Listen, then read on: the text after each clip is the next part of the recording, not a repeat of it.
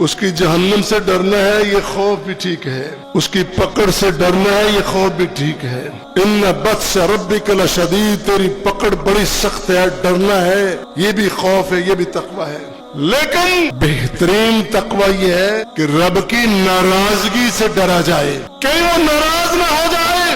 اس نے مجھے احسن تقویم میں پیدا کیا، اس نے مجھے اشرف المخلوقات بنایا، اس نے مجھے سوچنے والا دماغ عطا کیا، اس نے مجھے دھڑکنے والا دل عطا کیا، اس نے مجھے بولنے والی زبان عطا کی، اس نے مجھے سننے والے کان عطا کیے، اس نے مجھے پکڑنے والا ہاتھ عطا کیا، اس نے مجھے چلنے والے پیر عطا کیے۔